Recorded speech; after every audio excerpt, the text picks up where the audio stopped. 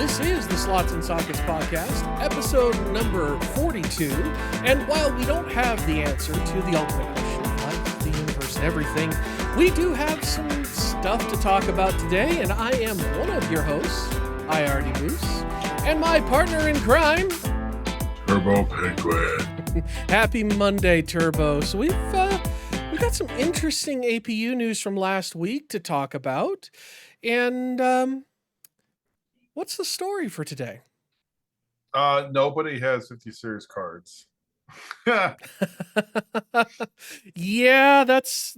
I would classify that as old news as of 2 weeks ago. I know, right? Right? I mean, what's crazy is it'll be very interesting to see how well or poorly the Radeon launch goes, because it very well could be an interesting perspective.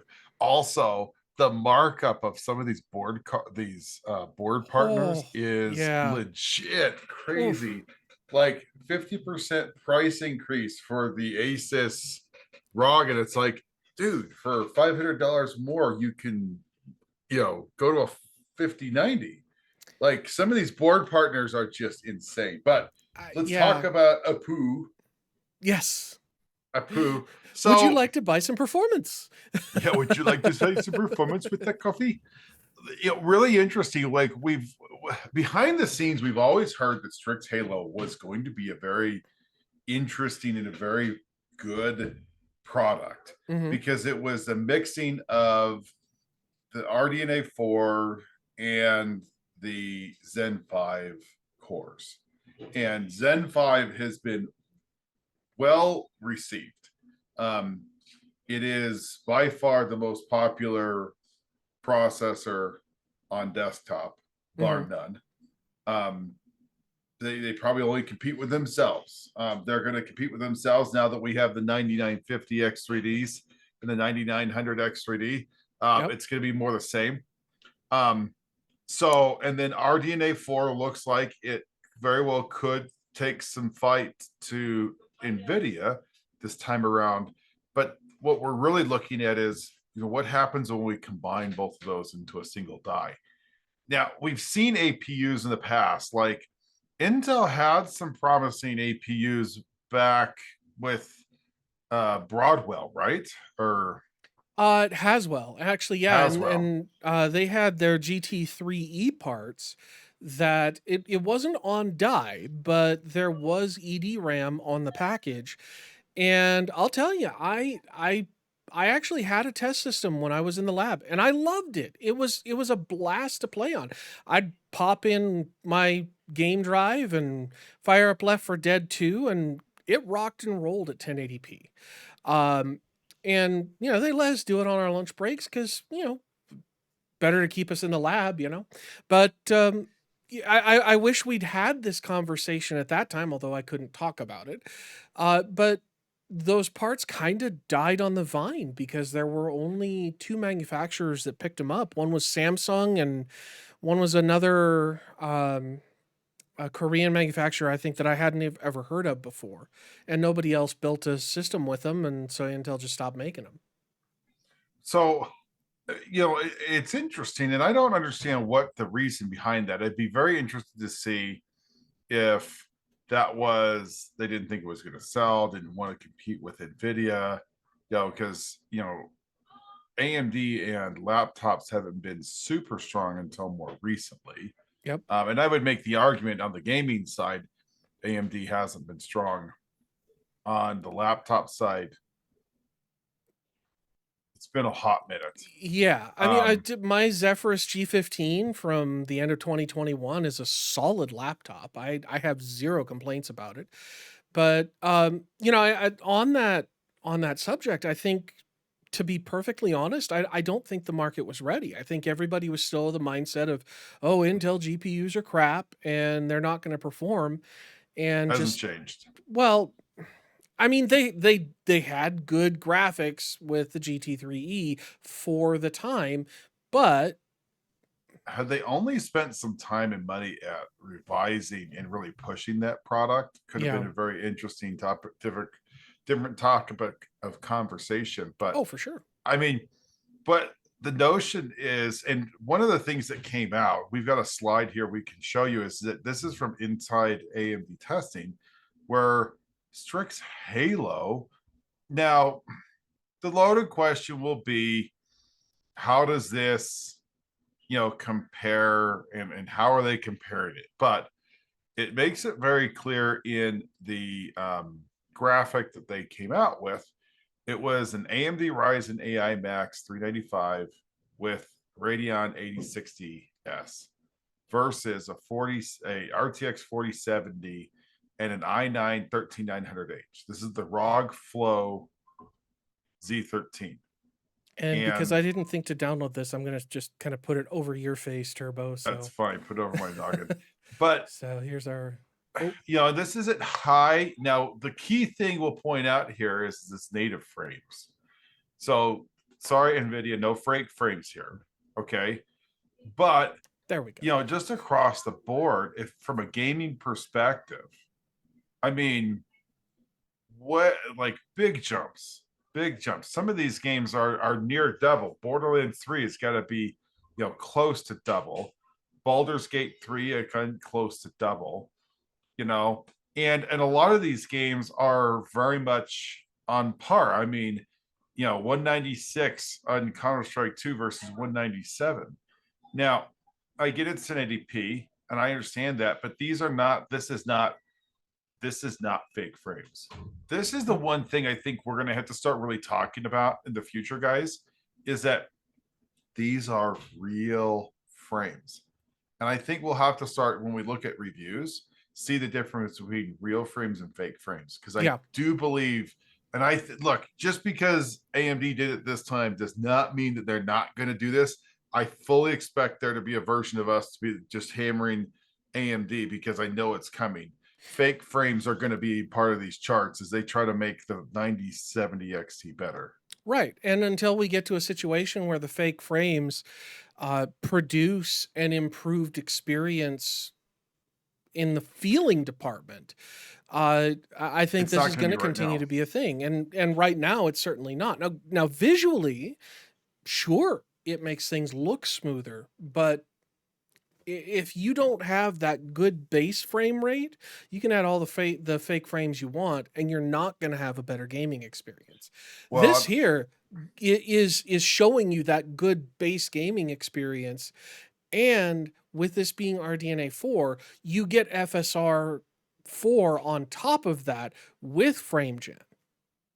I mean, here's the thing: is like, if you've got 144 hertz panel, what this is saying is that you're, across the board. I mean, 77 frames at high settings in Cyberpunk is not something to be, especially on a laptop. Yeah, that's impressive. That's pretty good. Now, not just a laptop, but effectively integrated graphics on a laptop. That's it. The other half people need to realize is that the AI 395 is using at most 120 watts. Okay. A 4070 Studio plus a 13900H is using 160 watts on two separate dies. So you're going to be using less power, make less heat, and you're going to be doing it more efficiently and, in a lot of respects, faster. Yep. So now this is the top end. Now you could think about what this looks like, because they do have they have a 390 and they have a 365 or something like that. They have some lower bin skewed parts, but the notion is if I'm at 4070, does that mean my lower tier is at a 4060 type part? This could really open up some things. Now, the other thing I bring up, very interesting, is that while this looks really good, what if you put this into, I don't know, like a minis forum PC, where you don't have to worry about battery, and 120 can be the minimum? Can you, is there an ability to them to push 160 with a really good cooling setup? Could you see, 160 watts, and could you see higher clocks? I would assume you could. Potentially.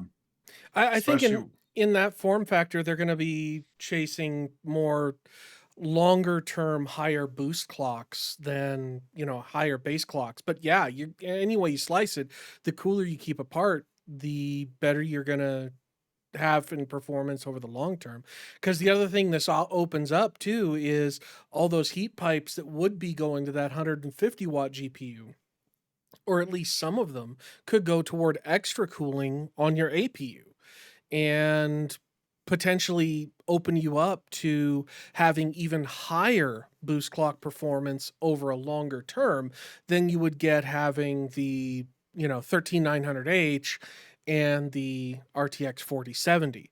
Because I mean, both of those parts are going to be fighting each other for cooling. I mean, it's happens in my laptop. My 3080M in my laptop struggles to stay cool when the CPU spins up. And, Well, keep you in know, mind, you're only going to have, typically speaking, then the notion is you typically will only have one fan too.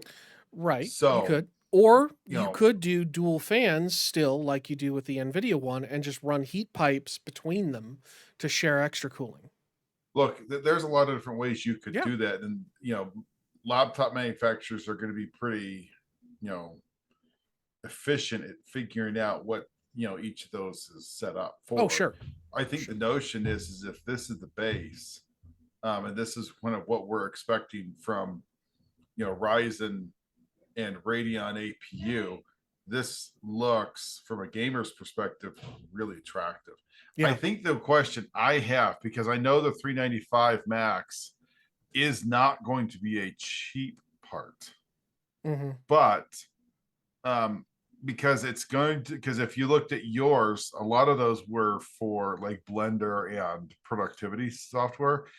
The first generation of this is going to be marketed for like workstations and desktop replacements more than Yeah. anything else.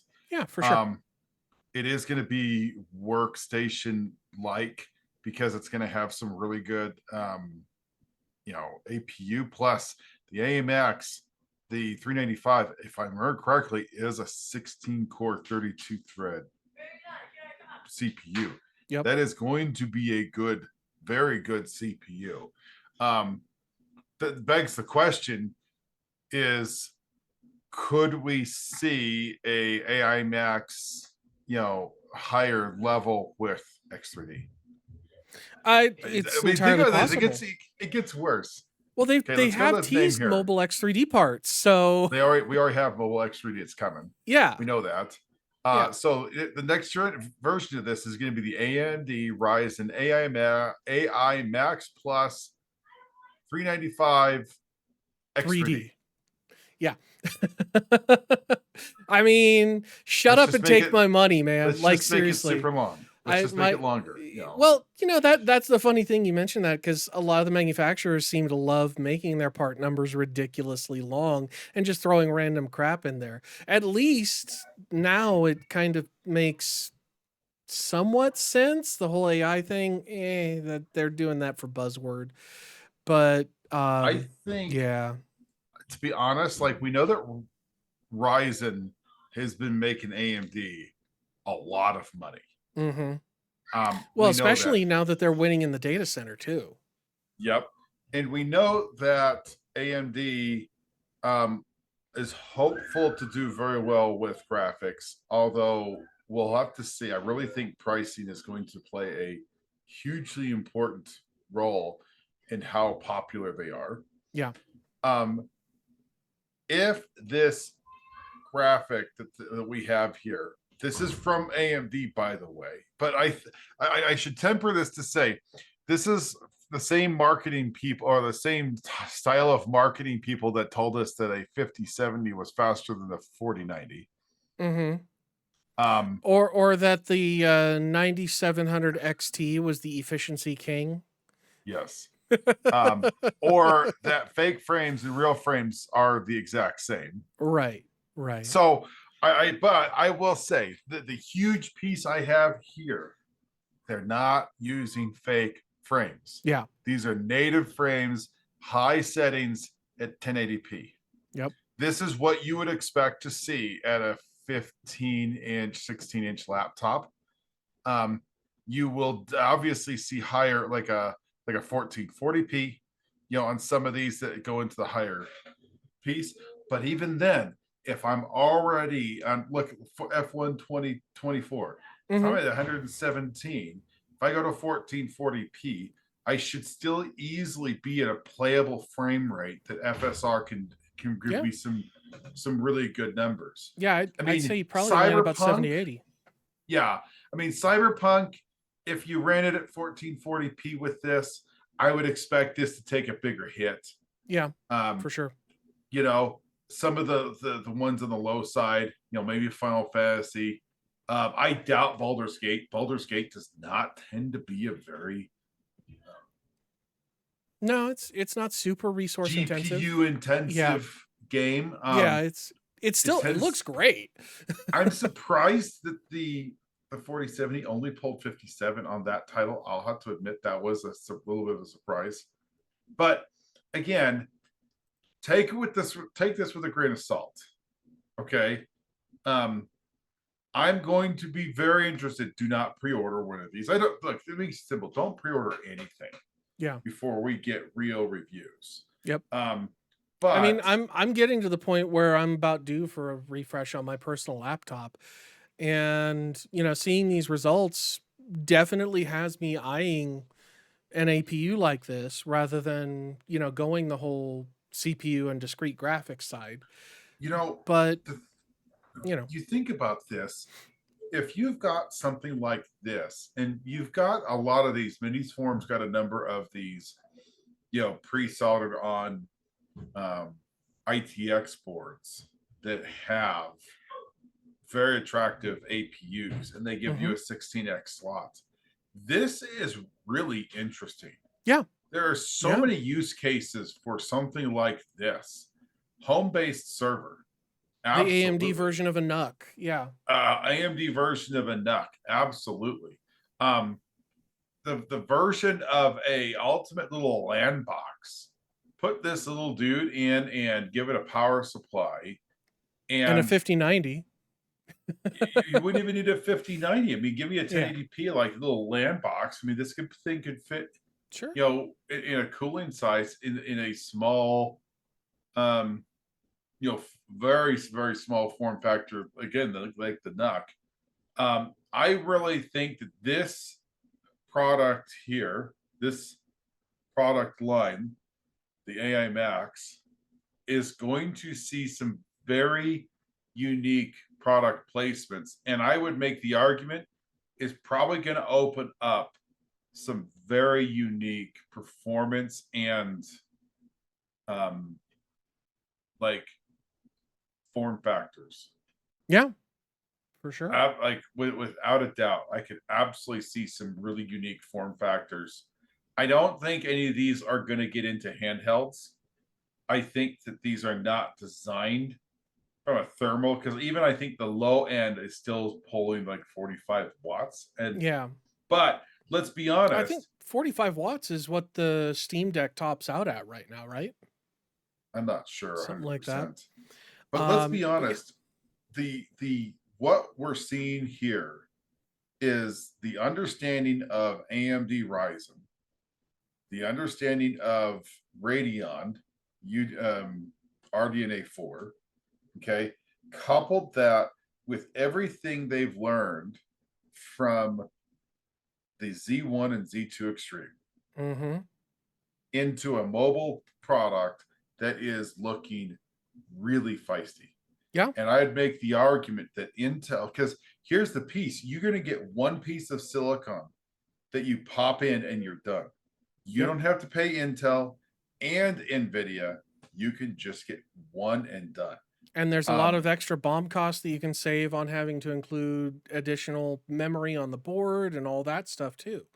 So, yeah, it will I be mean, interesting because, like, for instance, we know that AMD has found favor from the desktop side and the server side with a lot of new manufacturers.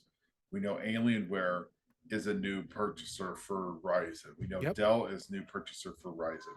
You know, this is, in my opinion, this is the culmination of everything that they've had into a market that they've never played and very easily could upend. I mean, if these numbers are correct and they could scale this and they could give you a 8 core Ryzen with a, because right now I think it's a 40 CU Hmm. Radeon. Think if you scaled this back, we're able to put on 60 CU on the Ryzen, I mean on the Radeon, and maybe Hmm. only 8 core. Or to be honest, what if you did like a 6 core, like all performance, and you were like, we're focusing more performance on the graphics side, but the 6 cores on the laptop's going to be really strong for gaming. Yeah. Man, if you could configure these things up and down, AMD very well could have a wildly successful recipe for just beating the snot out of anybody Oh, for sure. in the laptop market. Yeah. And that Well, would transfer into small form exactly. And that was where or exactly I ultra was going to small go, form. is like this bodes well for the handheld market too, cuz while we're not going to see this part specifically in handhelds, um AMD proving that they can fit this much power into an envelope that starts at 65 watts and can go up to 120 really does bode well for the handheld market that kind of lives in the low end of that range. Because as I recall, the when you have the Steam Deck docked, and I could be completely wrong, but I believe it tops out at either 40 or 65 watts. I don't remember which, because yeah, I don't have one. But Valve said we're not going to do a new Steam Deck every year. We're going to wait until there's a major revolution in graphics or a major change in graphics that just makes it worth it for us to do.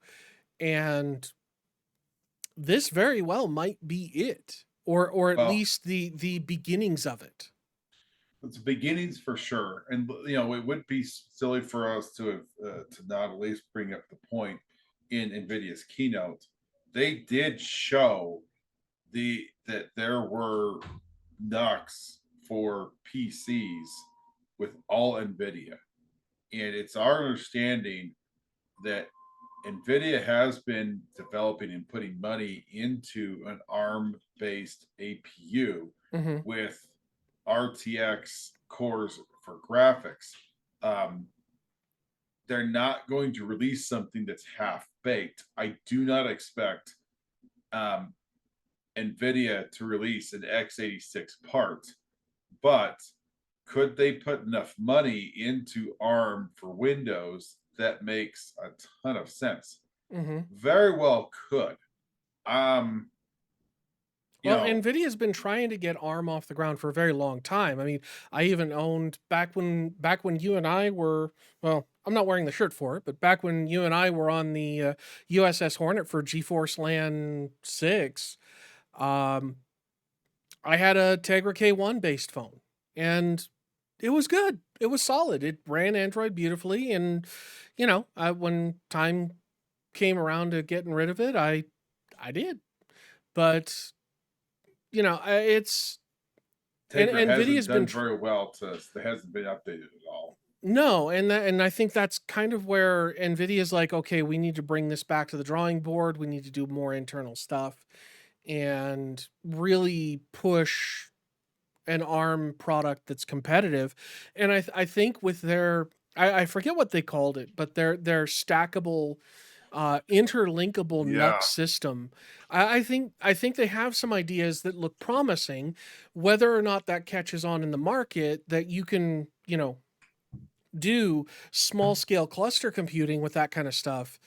I could see a lot of different workflows benefiting from that. Not just AI, but also, things like video production and stuff like that. If you can buy more horsepower and plop it on like you used to with SLI graphics cards, and you just toss another little bread box and you got your stack of a cluster computer, that's I would call that a big win. The thing with NVLink too, you could stack an external card into it too, feel like a docking station for power. Yeah. That's very doable. The notion, and all I would say is that I do think we're going to see some changes in that ultra form, small form factor. I think the question is going to be, what do we see and how soon do we really see these? But we will for sure see this market really, really blossom. I mean, you think about it, between NVMEs and these low power requirements, you're going to get to a point where, I mean, if this is correct at 120 watts, like, and we're getting this type of performance, the second, third, fourth gen of these are only going to get better. Yeah. It's very interesting that we could see stuff like this. You put this into a PlayStation 6 or next gen Xbox, this is a really interesting, or you put these into some form of Xbox certified PC that allows you to stream games or vice versa, or something along those lines. There's a lot of really good use cases for this. Yeah, for sure. And I think that maybe what we're going to start seeing is efficiency becoming a bigger play as we get into that smaller form.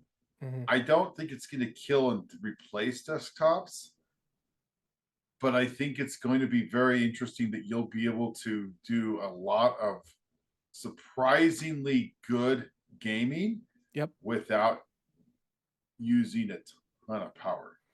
Yeah, no, and I honestly, I think we're kind of getting to the phase where the average person's desktop computer could be no bigger than this power supply cable bag. I mean, it's for the average person who, just does general web browsing, YouTube, stuff like that. Something the size of a Mac Mini is perfect. I mean, my mom doesn't need a full-size desktop, but that's what I gave her because that's what I had parts for. That's what we got Dad. Yeah. I got my dad a Minis Forum 6900HX, and all And he it's a does screamer. is it's tiny, and he was like, "This thing can't be faster." And all I can tell you is that he's like, "This thing is the most amazing thing." And I'm like, Yeah. it wasn't even like it was a 6900HX. It wasn't even like Phoenix. Like he's like a gen, he's like 2 gens behind. It's the 1 gen newer than what I have in my laptop. And the one of my laptops a hell of a CPU too. So yeah, I mean these tiny computers have come a hugely long way just in the last couple of years alone. I'm looking at things I need to do for I want to do for personal projects, and I'm actually seriously eyeing them. Like, I mean, think about it. You can get an OpenSense router that's basically a Minis Forum computer with a couple of 10 gig NICs on it, and run your own router hardware and have enough horsepower that you could do a Plex server on top of it. There's a lot of things you can do when the hardware gets that small. And, I think that's kind of where our manufacturers have been chasing is getting things shrunk down, getting the power envelopes tighter and smaller, but still keeping that performance while, kind of enabling higher density, especially for the data center. The only concern I have with this, it's not going to be CDNA. And if we're talking about bringing in more performance, UDNA, because it's not UDNA, my only concern is that you're going to want to wait for Gen 2 for something like this, because if UDNA kind of brings the promise of, a lot more app support and cross, a lot more usefulness from a transcoding side and AI side, like all of these different things, very well could be worth a second gen for this. But I don't think that this is going to be a bad product, but I sort of see where this is going. And the second gen of this with UDNA is going to be at least has the potential to be a lot stronger. Sure. And yeah, this is why I asked the question to you. Okay, 9070 we know is not UDNA; it's still RDNA. We know it's not going to have the same abilities the next gen will have when we start seeing UDNA pieces. Do you see the lack of UDNA as a downside to buying a 9070 or the 9000 series or the 8000 series like what we're looking at here? Yeah, I don't think so, depending on a few factors. Primarily, you know, and some of this will get answered once we get released benchmarks on the 9070. But you know, I think gamers on the AI stuff really don't care.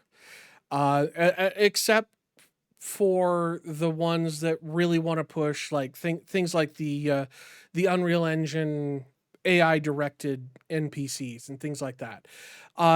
But for average day-to-day gamers, I don't see people caring so much about AI performance or anything like that. They want to know, does the card play the game? And if the card plays the game, they're going to be happy with it. Yeah, that's been my experience with my 6900 XT. I finally said it right the first time. Oh my gosh. So yeah, I mean, I don't have the AI performance that I want out of it, but again, that's something I want, not necessarily something that impacts my gaming experience. It's something I'd like to play with. Which, you know, gaming again is play. So do I really need that? No, not necessarily, but it's what drives my purchase decisions. So when I'm looking for a card, I'm going to look first at exactly what this page from AMD shows is, what are my real frames going to look like? Well, play Crisis. That's all we care about. Right? Yeah. Well, I mean, will it play Cyberpunk? I mean, for crying out loud, that game will put a hurting on even on a 5090 still. And you know that it's yeah, will it play Cyberpunk? What things can I turn on in Cyberpunk with the 9070 that I can't on my 6800? Oh, I did that on my 6900 XT. Gosh dang it! What's funny is that Moose, you've never owned a 6800. At least I could say I've had a 6800 and a 6800 XT. Yeah, I skipped that, and I'm just, for whatever reason, I got my brain all wired wonky and stuff. But on that wonky wired brain bombshell, I think we're gonna call it a show for this evening. Thank you all for watching. We appreciate you giving us a little bit of your time today, and do remember to like, comment, subscribe, do all the algorithmic goodness down the doobly-doo below. And until next time, have fun storming the castle. Thanks, guys. Good night, everybody.